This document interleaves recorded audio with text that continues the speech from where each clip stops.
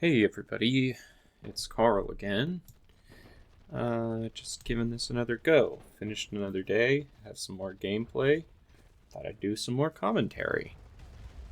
I think today what I kind of wanted to talk about is my experience with graduate school and the workplace in general, kind of the current state of credentialing in America, and finding employment, finding work, starting a career, things like that.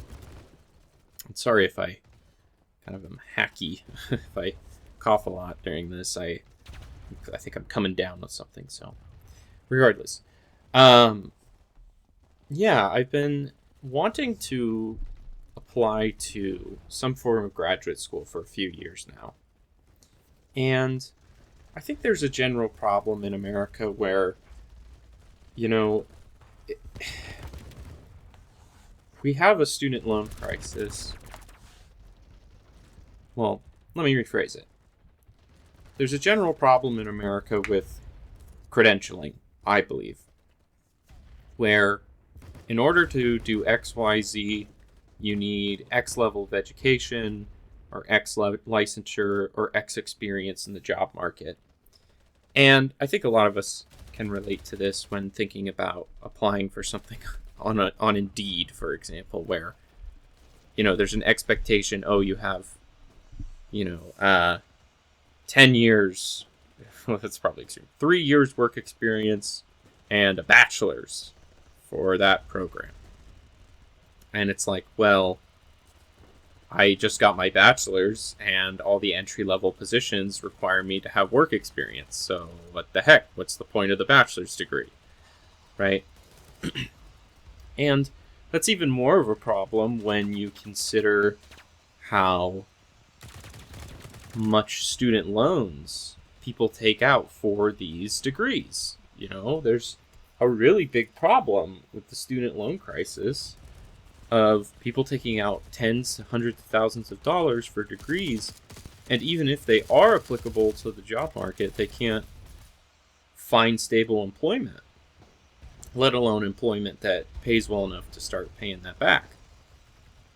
And luckily, there are some alternative options coming up to kind of account for this. But it's really frustrating being in this generation of people who are kind of stuck with not a lot of options.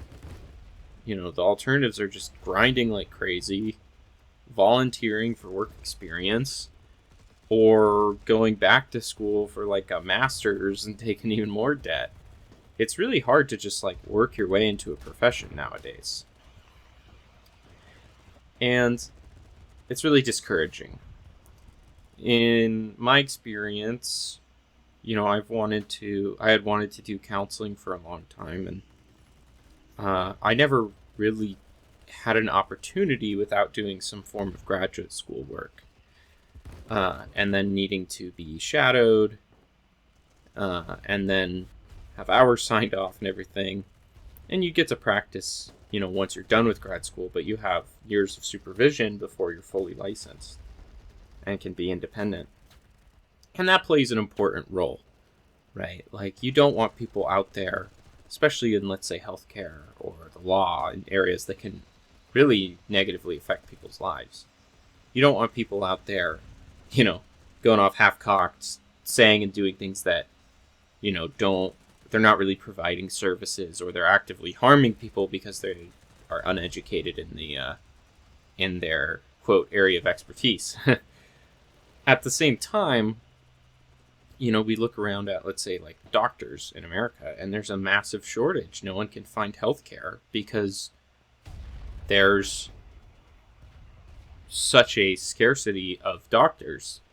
And this is likely due to the limited amount of residency slots and how competitive med school is, that people are now going towards nurse practitioners, physician assistants, things like this, where the educational requirements aren't as good, but the timeline's faster and the credentialing isn't as difficult, so you can start just getting care to people quicker. And so, that's a good alternative, Yet at the same time, these people have to be overlooked by doctors, nurse practitioners, depends on the state, I believe, but you're not as educated as a doctor, right? And then there's this problem of like elitism of like, oh, did you go to Ivy League? If not, you're not as educated, and therefore your clinical decision making is not as good, right? And it's like, experience is really more what you need than anything. And the fact that there's all these credentials and licensure and educational burdens really can get in the way of just learning how to do the dang job, So going back to kind of my experiences wanting to do therapy, counseling, things like that, one big thing for me was, okay, I don't want to have to take out a bunch of loans to do this because, therapists are paid okay, all right? But I didn't want to have to be in a bunch of debt. And luckily in the state which I reside, they had recently started apprenticeship programs for substance abuse counseling and nursing assistants and medical assistants, I believe, and a few other things. And they had just started one for substance abuse counselors because of the scarcity. And so I joined up, and I've been doing that since the last year, and it's been really fun, and it's great because, at first I didn't really know what I was doing, and luckily I had to, sit with my boss for a bit, and I had to learn on the job, and I made mistakes, and well, that sounds kind of scary to say as a clinician. At the same time, it's like, yeah, but sometimes the best interactions you have with your clients are when you make mistakes and then you repair, right? Because you're never going to be a perfect clinician, right? You're always going to have shortcomings and mistakes you made, and it's how you can recover from them that really determines how well your alliance is with your client, right?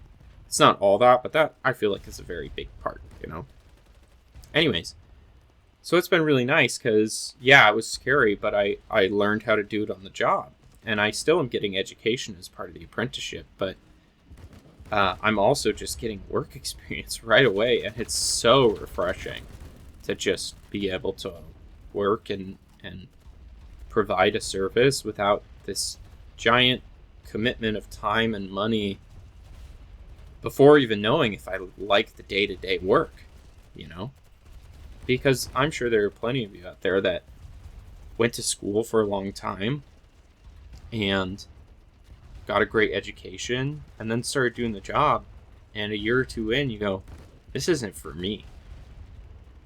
And it's like, what the heck do I do now, right? I'm stuck. And so I don't exactly know where I'm going with this. I guess I'm just thinking about the general frustration that Generation Z assumers have about the future of the job market and how we can kind of make our own way in it.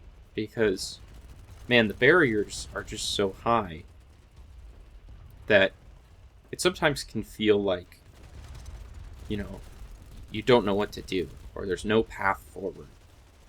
I know that happens to me where I think about future graduate work, and I just get so overwhelmed. Like, can I even do this? Is this even going to be a possibility? There's so much time. It's so much money. Will I ever be able to get out of this debt? They're really big things to consider. They're really overwhelming and frankly scary.